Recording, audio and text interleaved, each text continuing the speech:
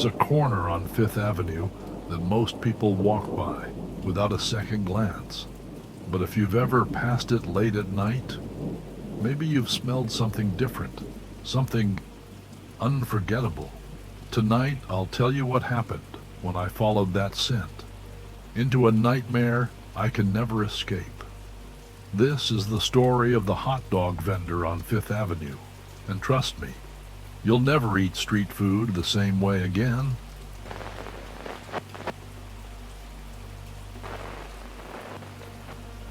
I moved to New York chasing something. Maybe it was a dream. Maybe it was just the noise. I wasn't sure anymore. The city had a way of swallowing you whole, spitting you out changed. But amid the chaos, I found comfort in the simplest thing, hot dogs. Not just any hot dogs. These were special. I found the cart during one of my late-night walks after work, nestled neatly on the corner of Fifth Avenue and a quiet side street. It looked almost too clean for Manhattan. No litter, no rats, no shouting vendors or drunks passed out on the curb. Just a red and white umbrella and the soft sizzle of meat on the grill. The man behind the cart looked like he belonged in another era.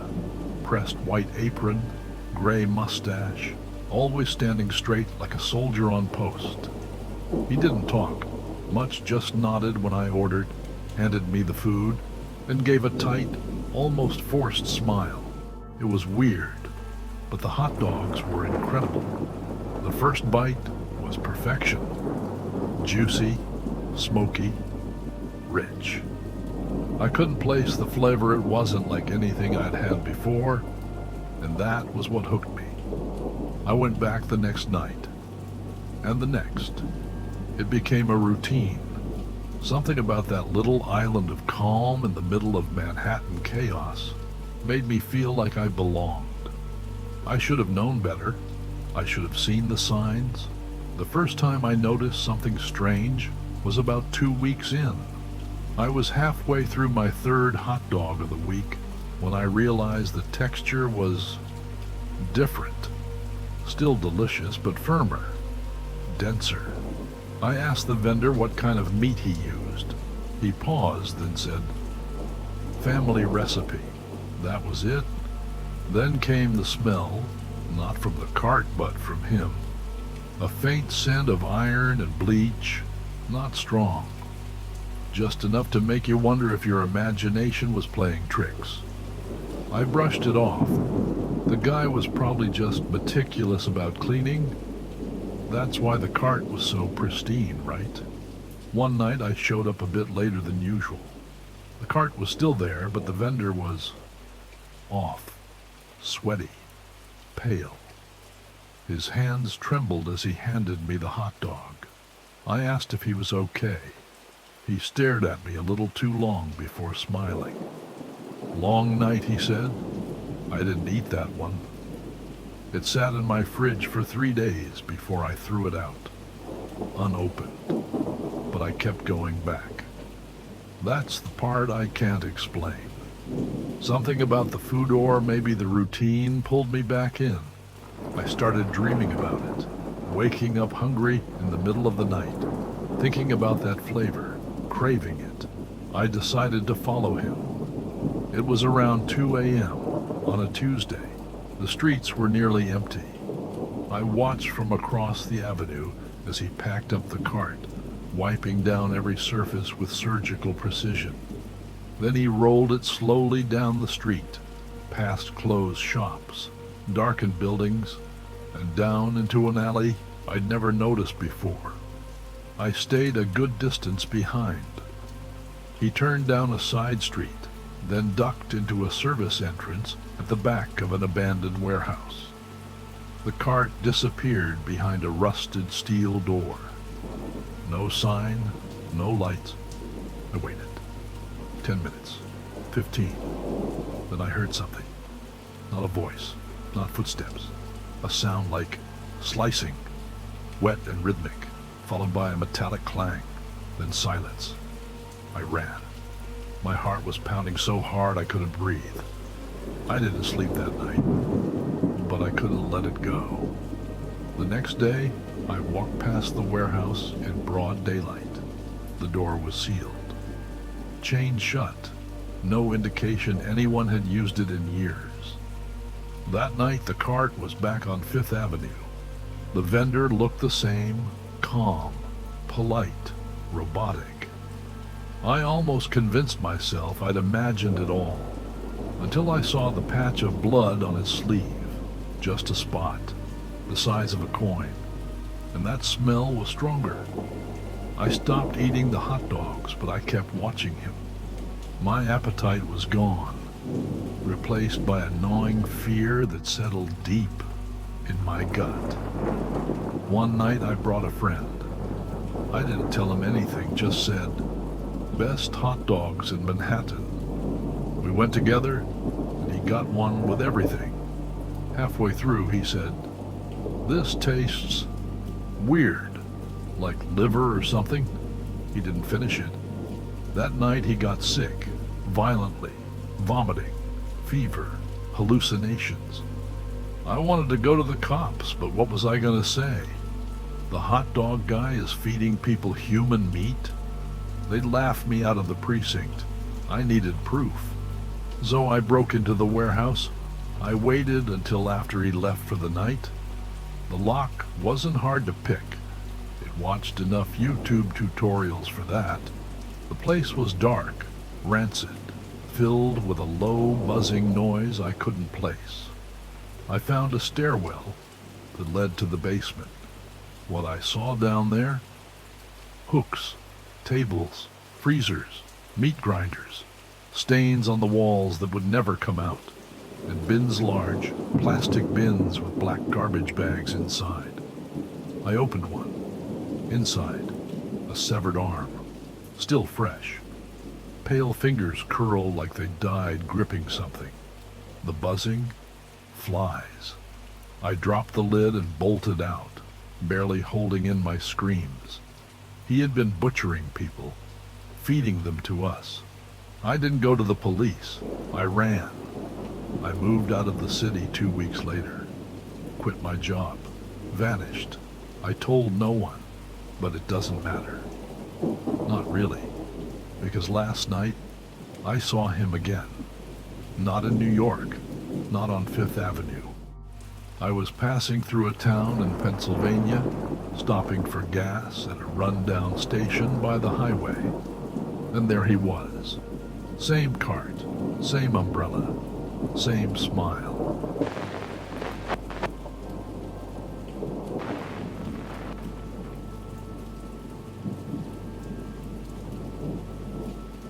When I first took the graveyard shift at Denny's Diner just off Route 7, I thought I was getting the short end of the stick. Midnight to 6 in a forgotten roadside cafe wasn't exactly glamorous, but I needed the money, and honestly, I liked the quiet. At least, I thought I did. Denny's had this weird lull every night between 3 a.m. and 4 a.m. We called it the dead hour. No customers, no passing cars. Even the hum of the highway seemed to fade out. It was eerie but manageable until the black Cadillac started showing up. Always at exactly 3:17 a.m. I didn't think much of it the first time. It was just a customer. A little strange, sure. But this job taught me that weird was normal at night. He parked under the far lamp in the lot, engine running, headlights on full beam. He walked in without a sound, no door chime, no footsteps. He wore a long, dark coat, a wide-brimmed fedora, and pitch-black sunglasses. At 3 in the damn morning. He never spoke. He'd walk to the counter, place a handwritten note, and sit in the same booth-back corner, facing the kitchen. The note always read the same. 1 black coffee, no questions. Every single night. The odd thing? None of us ever made the coffee. The pot would turn on by itself. The mug would slide across the counter without anyone touching it. We told ourselves it was the old wiring, maybe the vibrations of the fridge motor. We laughed about it, until we didn't. I asked my co-worker Janet if she'd ever talked to the man. She said no. None of us had, and nobody had ever seen him during daylight, only during that 1 hour.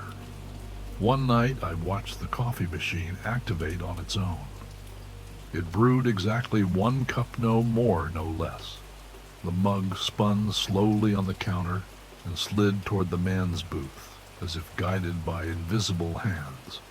He never looked up, just raised the cup, drank silently, then left. No one else seemed disturbed by it. Maybe we were all pretending it was normal because we needed it to be. But something was wrong with the diner after he came. Lights flickered more. The air felt thicker. Some nights I heard whispers coming from the jukebox songs we never played. And always after he left, the windows would be covered in condensation, like something breathing from the outside. Then one night I tried to talk to him. I wrote a note that said, "Who are you?" and slipped it into his usual napkin holder. The next night the black Cadillac returned. The man sat in his booth, but this time there was no note, no coffee, just a different piece of paper sitting on the table. It read, "You were told, no questions." That was the night I decided to record him. I set up a tiny camera behind the pie display, aimed directly at his booth. I told no one. I figured if I could just catch him doing something unnatural, I'd finally understand. The footage the next morning was wrong. At 3:17, the car pulls in. He walks in, places the note, and sits. Standard stuff. But then, frame by frame, I watched myself. Not through the cafe security feed, but through my camera. I wasn't at the counter like I remembered. I was already in the booth, with him, drinking coffee, smiling, bleeding from the eyes. I checked the live camera. Nothing was wrong with it. No edits, no splicing. But that version of me sitting across from him was never in the room. I deleted the video, but the image stayed burned into my mind. I started getting migraines, blurred vision, random nosebleeds. I'd wake up at 3:17 every night, even on my nights off, like something was pulling me back, calling me. Janet quit without a word the next week. She never said why, just didn't show up for her shift. We tried calling. Her phone was disconnected. That's when I noticed the postcards. They started arriving every few days. No return address. Blank. Except for one thing. The time 3:17 a.m., written in perfect black ink. I got a new phone number. I changed apartments. But the postcards kept coming. One even appeared inside my fridge, another on my pillow. I couldn't take it anymore. I drove out to the diner one last time. I waited in the parking lot, engine off, watching the minutes crawl by. At 3:17, like clockwork, the Cadillac arrived. He stepped out, but he didn't go inside. He walked straight to my car, stood outside the driver's side door, and smiled. Through the glass, I saw his eyes for the first time. Empty sockets, black, endless. I tried to scream, but nothing came out. My limbs wouldn't move. All I could do was stare into that void. Then he turned and walked back to the diner. The lights inside turned red. I don't remember driving home. I don't remember sleeping. But when I woke up, my hand was burnt, as if I had grabbed something scalding. A faint smell of burnt coffee lingered in the air. My car smelled like smoke for days. I haven't gone back since. But every night at exactly 3:17 a.m., My doorbell rings. I don't answer it. I don't move. But I always know he's there, waiting. And sometimes, just sometimes, I hear the coffee pot start brewing in the kitchen, even when it's unplugged.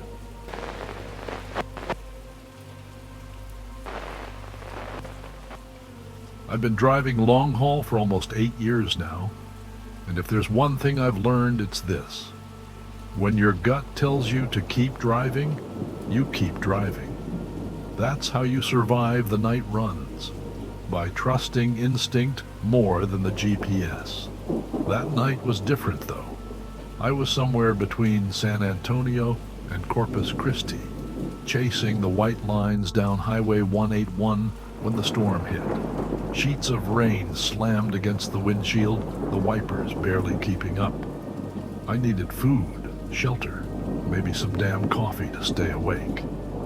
That's when I saw the flickering neon sign ahead. Maggie's Home Cookin'. In pale pink letters, buzzing like it hadn't been serviced since the Reagan administration. There was no mention of it on Google Maps, not a single review, just there, like it grew out of the roadside weeds overnight. I pulled in, shut the engine, and sat for a moment. The place looked like an old prefab trailer, dressed up to look like a 1950s diner. Chrome edges, chipped white and red paint, and curtains in the windows. It was the only building for miles. I walked in and immediately got hit by a wave of warmth and something that smelled like biscuits, bacon, and brown sugar. "Sit wherever you like, hon," said a soft voice from behind the counter. She looked like every Southern grandmother you've ever seen. Gray curls, apron, and those big glasses that made her eyes look cartoon-sized. She didn't ask what I wanted. She just smiled and handed me a laminated menu that had exactly 5 items on it, all staples: meatloaf, fried chicken, grits, biscuits and gravy, and peach cobbler. But my eyes kept drifting to the glass jar behind the counter. It was sealed with a tarnished metal lid, chained, and locked shut with a tiny brass padlock. Inside, a thick, slow-moving sauce of some kind, deep blue, almost purple, like gasoline mixed with ink. No label, no explanation, just a sticky note above it, handwritten in perfect cursive. Do not open. Do not touch. Do not eat. I ordered the fried chicken with a side of biscuits. Maggie, if that was really her name, served it with a smile so wide it bordered on unnatural. The food was, in a word, divine, crispy, hot, buttery. The kind of comfort meal that makes you forget you're alone in a sketchy roadside diner with a cursed-looking jar of blue sauce. I asked her about it. "That?" she said, not even glancing at the jar. "Just for decoration, hon. House tradition. Been there longer than me." I laughed. She didn't. Something about her eyes told me not to ask again. On my way out, I swear I heard a whisper, just as I touched the door handle. It came from behind the counter. "Hungry?" I turned. Maggie was back to wiping the grill, humming, smiling. I didn't go back for a week, but the craving hit hard one night, about 3 towns over. Nothing tasted right. My stomach growled like it missed something. I drove back to Maggie's, told myself I was being dramatic. Same seat, same smile, and the jar, still locked, but the lid was slightly ajar. It wasn't locked. I don't remember making the choice. I just remember reaching over, pulling the lid, and dipping my finger in. It was cold, slick, like syrup, but thicker. I touched it to my tongue. The flavor, God, I don't even know how to describe it. It was like biting into a memory, like tasting a moment you forgot you lost. Sweet, bitter, warm, electric. I felt tears in my eyes. My skin tingled. I had to have more. That night I dreamed of a highway with no end, no signs, no sky, just black asphalt and static buzzing through the radio. In the distance, a diner burned. I was walking toward it barefoot. I woke up starving. Nothing in my truck stopped the hunger. Not chips, not jerky, not coffee. Only one thing on my mind: Maggie's. When I returned, the place was full for the first time. Strange folks filled every booth, each of them silent, eating slowly, almost reverently. One man spooned gravy into his mouth with eyes rolled back. A woman chewed raw meat, face twitching. A child licked the rim of a coffee mug that was empty. They all had something blue on their plates. Just a smear, just a drop. I took my usual seat. Maggie placed a plate of grits in front of me without asking. And there it was. A streak of that sauce, swirling like oil on water. I didn't ask. I ate. Everything else in the world faded. After I stumbled to the bathroom, lightheaded and shaking. I looked in the mirror. My eyes were darker. My tongue stained blue. When I returned to the counter, everyone was gone, like they'd never been there. Maggie just smiled and asked, "Ready for your next taste, hun?" And behind me, the jar sat sealed again. Full, still warm, still blue, still hungry.